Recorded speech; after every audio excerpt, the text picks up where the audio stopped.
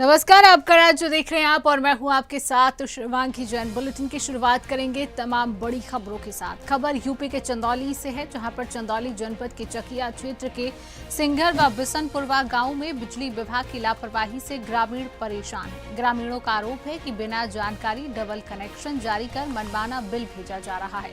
सिंघर निवासी लक्ष्मण चौरसिया के नाम पर चकिया व साहबगंज दोनों उपकेंद्रों से बिल आ रहा है, जबकि उन्होंने साहबगंज से बिजली नहीं ली। मीरा देवी सहित अन्य ग्रामीणों ने भी डबल कनेक्शन की शिकायत की है। जनप्रतिनिधि के अनुसार सौभाग्य योजना के तहत बिना मीटर के ही बिल भेजे जा रहे हैं। अधिकारियों से संपर्क नहीं हो पा रहा है। क्या नाम है आपका? लक्ष्मण चौरसिया। लक्ष्मण जी कहाँ के रहने वाले हैं? सीहर से।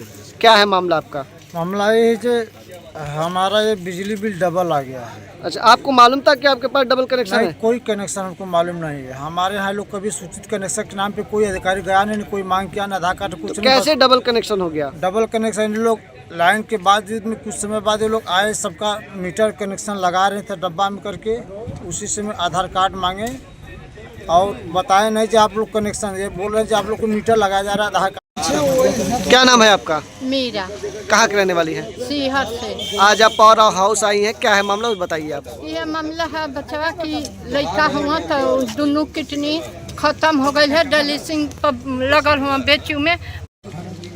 क्या नाम है आपका? कलावती। कहाँ के रहने वाली है? सीहर का। क्या मामला आज आप यहाँ पर आई हैं, पावर हाउस पे आई, क्या मामला है? ये लोग कहना है। क्या नाम है आपका? रीता। रीता जी भी कहाँ के आप? सीहर के रहने वाले। क्या मामला है आपका? कैसा डबल कनेक्शन है? डबल कनेक्शन है, एक में है।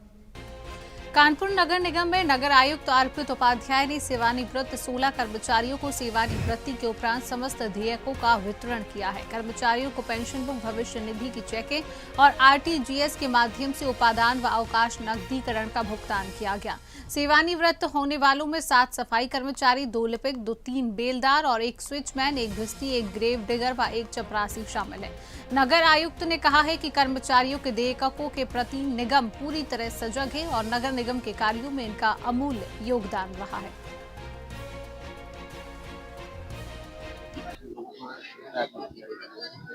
देखिए, आज कानपुर नगर निगम से 16 ऐसे कर्मचारी हैं जो सेवानिवृत्त हो रहे हैं और एक नई पहल के तहत हमने यह प्रयास किया है कि कर्मचारियों के सेवानिवृत्त जिस दिन हो रहे हैं उसी दिन उनके सारे जो भुगतान होते हैं, जिसमें पेंशन की बुक है, उनका ग्रेचुटी का भुगतान है, अवकाश का नकदीकरण है, ग्रेचुटी है, इंश्योरेंस है, इन सभी का भुगतान जो है आज के दिन किया जाए।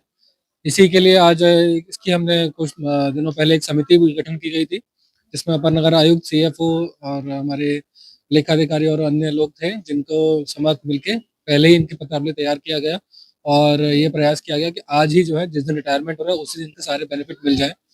ये एक हमारा प्रयास है कि जिन कर्मचारियों ने अपना यूपी के प्रयागराज में सनातन हुंकार रैली की तैयारी को लेकर प्रयागराज स्थित सनातन टावर के सभागार में एक महत्वपूर्ण बैठक आयोजित की गई है। बैठक की अध्यक्षता धर्मेंद्र द्विवेदी ने की, जबकि मुख्य अतिथि अवधेश निषाद रही हैं। संचालन आदित्य पाठक ने किया। वक्ताओं ने सनातन संस्कृति पर हो रहे कथित हमलों पर चिंता जताते हुए समाज को संगठित होने का आह्वान किया है। निर्णय लिया गया कि 25 फरवरी 2026 को भव्य सनातन हुंकार रैली निकाली जाएगी, जिसमें 5 से 10 हजार लोगों की भागीदारी का लक्ष्य रखा गया है।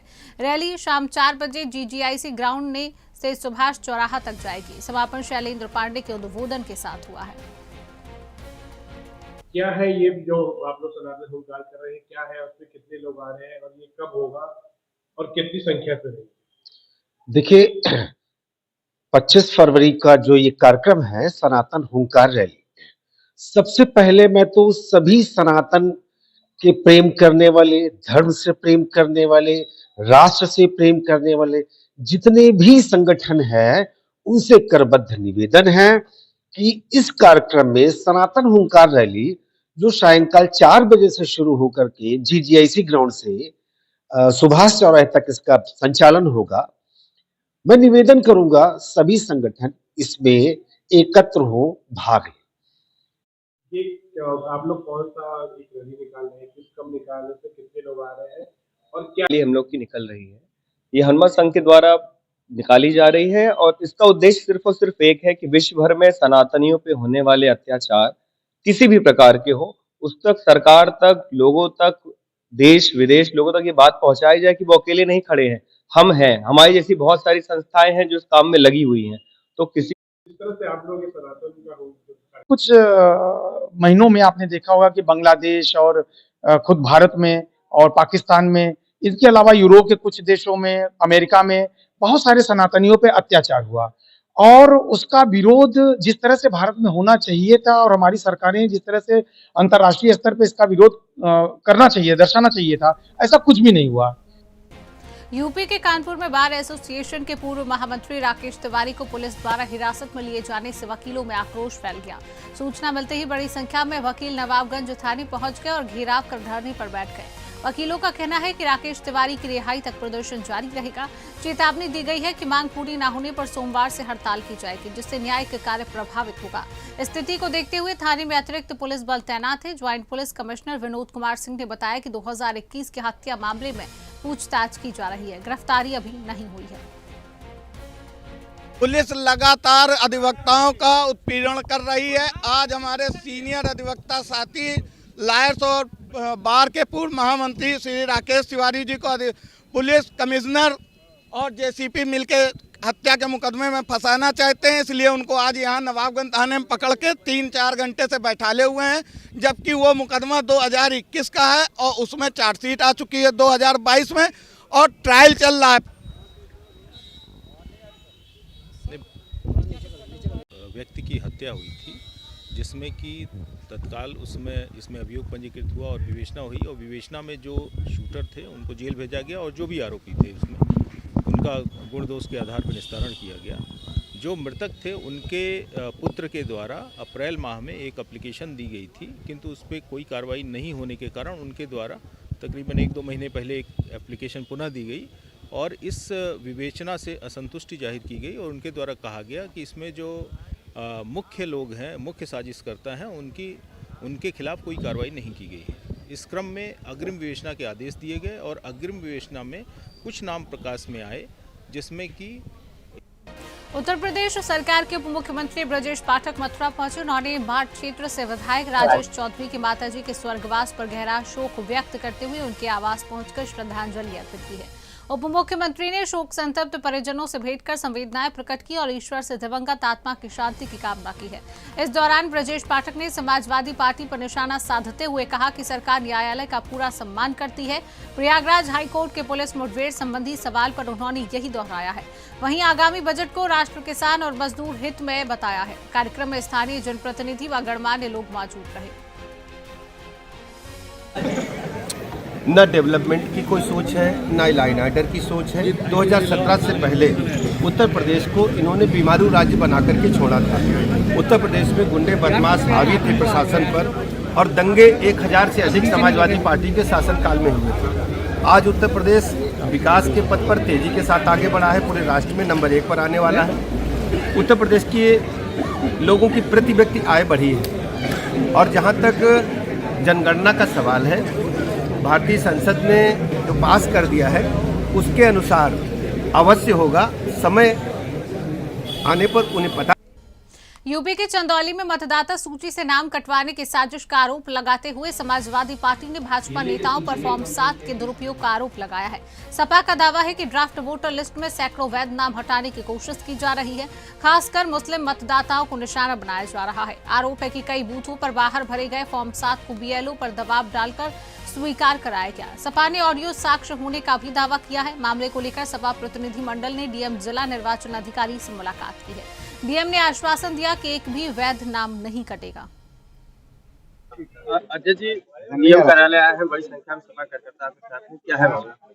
देखिए, बहुत निर्लज्ज भाजपा है और आज तो यह बात पूरी तरह साफ हो गई है कि भाजपा के ऑफिस से लाखों वोट कंप्यूटर से प्रिंट करके जो एसआईआर में मैपिंग के बाद जो मतदाता वैध पाए गए थे, जो ड्राफ्ट मतदाता सूची प्रकाशित हुई और जिनमें उनका नाम था, लगभग लाखों की संख्या में वो लिफाफे में बंद करके अपने कार्यालय से भेजे थे अपने मंडल अध्यक्षों को, बीएलओ के यहाँ कि ये सब नाम कटवा दिया जाए। वो समाजवादी पार्टी के समर्थक मतदाता हैं। डीएम कार्यालय आए हैं, बड़ी संख्या में सपा कार्यकर्ता आपके साथ मौजूद हैं, क्या है मामला? देखिए, पूरे उत्तर प्रदेश में भारतीय जनता पार्टी बहुत घबराई हुई। क्योंकि SIR का कार्यक्रम चल रहा था। पहले चरण में तो ये फेल हो गए। बहुत लोगों का नाम कटवाना चाहते थे, नहीं कटवा पाए।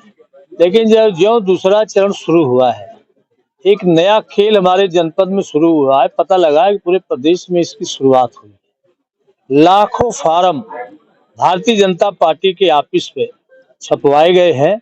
वो नाम वगैरह पूरी तरह प्रिंटेड है और उनके नेताओं के माध्यम से BLO के यहाँ कागज पहुंचाया जा रहा है कि संभल के गुन्नौर क्षेत्र के गांव पहलवाड़ा में 9 साल पुरानी चुनावी रंजिश शुक्रवार की रात खूनी संघर्ष में बदल गई। दो पक्षों के बीच पथराव और अवैध फायरिंग में मौजूदा ग्राम प्रधान की सास व राशन डीलर प्रेमवती की गोली लगने से मौत हो गई है। गांव में तनाव को देखते हुए भारी पुलिस बल तैनात किया गया है। मृतकों के परिजनों की तहरीर पर 13 नामजद व 10 अज्ञात के खिलाफ मुकदमा दर्ज हुआ है। पुलिस ने साक्ष्य जुटाए हैं, जबकि सपा विधायक ने निष्पक्ष जांच की मांग की है।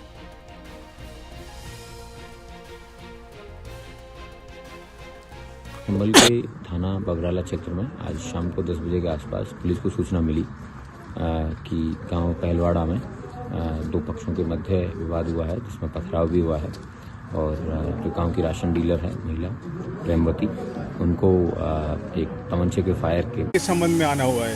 जिला अस्पताल में हम आए हैं। श्रीमती प्रेमवती देवी गोली लगने से वो खत्म हो गई थी, तो उनकी न्याय के लिए स्पष्ट जांच के लिए हम यहाँ पर आए, क्योंकि डॉक्टर मनोहर यूपी के मेरठ में आयोजित विराट हिंदू सम्मेलन में सुदर्शन न्यूज के प्रधान संपादक डॉक्टर सुरेश चौहान के जी शामिल हुए। कंकरखेड़ा स्थित सनातन धर्म सरस्वती शिशु मंदिर इंटर कॉलेज में उनका भव्य स्वागत किया गया।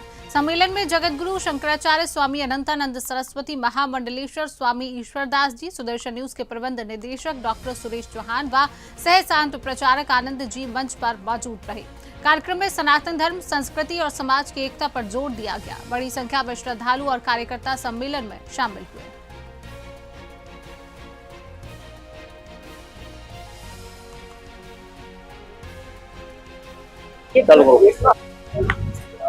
हिंदू हृदय सम्राट डॉक्टर सुरेश चौहान के हमारे साथ यहाँ मेरठ में मौजूद हैं, जो विराट हिंदू सम्मेलन में पहुंचे थे। सबसे पहले सर मैं आपसे जानना चाहूंगा कि विराट हिंदू सम्मेलन में पहुंचे और मेरठ की जनता के लिए आप क्या कहना चाहेंगे? देश भर में 1 लाख सम्मेलन हो रहे हैं और छोटे छोटे मोहल्ले और उपनगरों में ऐसे सम्मेलन होना ये बहुत अच्छी बात है। इससे समाज में चेतना आएगी और इस बार मैंने तय किया कि बड़े महानगरों में जाने के बजाय ऐसे छोटे सम्मेलन में जाएंगे ताकि वहाँ व्यक्तिगत संवाद हो सके। इसलिए मैं संबंध किया था आज मेरठ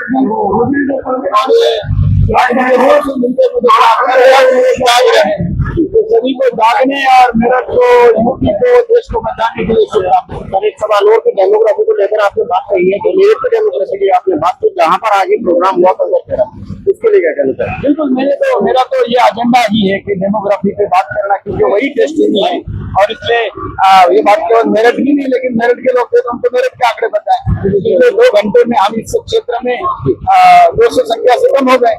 ये समझना पड़ेगा और मुझे लगता है आज का कार्यक्रम ने संदेश दिया है।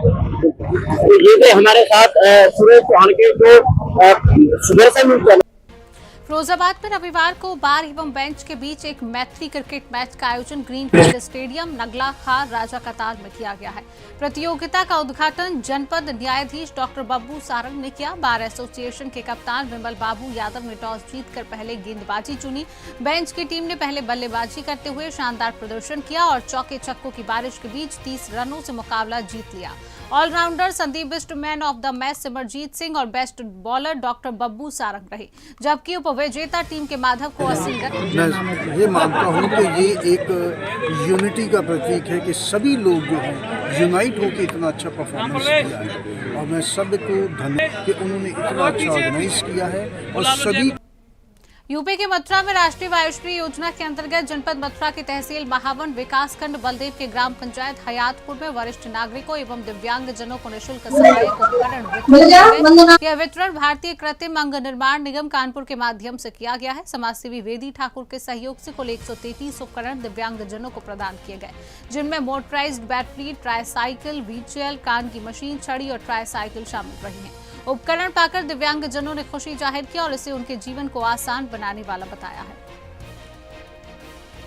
कुमार व्यास है। कहाँ के रहने वाले? गढ़ी हयातपुर के। अच्छा, आपको ट्राईसाइकिल पर बैठे हुए हैं, जी। ये कहाँ से मिली है?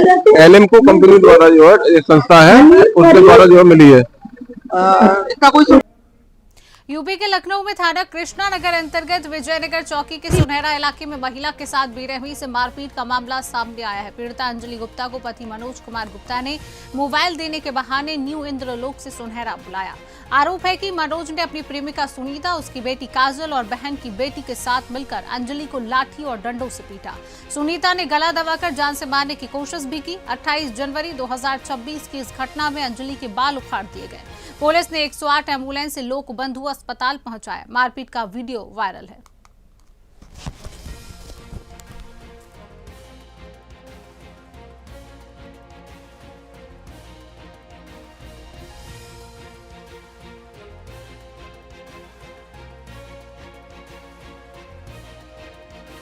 मनोज कुमार गुप्ता। क्या है मामला? मैं न्यू इंद्रलोक कॉलोनी केसी खेड़ा में रहती हूँ। मैं 28 तारीख की बात है, मैं अपनी ड्यूटी चली गई थी, वापस आई तो फोन की वजह से मुझे मेरे पति ने कहा फोन लेके यहाँ चली आओ। अली नगर सुनहरा रोड पे मैं वहां गई। वहां जाते ही मैंने देखा कि मतलब हमारी पत्नी की, जो हमारे पति की रखेल है, जो उनके, उसका नाम सुनीता है, उसकी बेटी और उसकी बहन की बेटी ने मुझे पीछे से आधी मतलब गाली। बेटी का नाम काजल है, दूसरी बेटी का मुझे नहीं मालूम क्या नाम है। मैं जब वहां फोन लेके पहुंची तो उन्होंने गाली गलौज शुरू कर दी। अब मैं गाली गलौज के मूड में मैं वापस हो रही थी।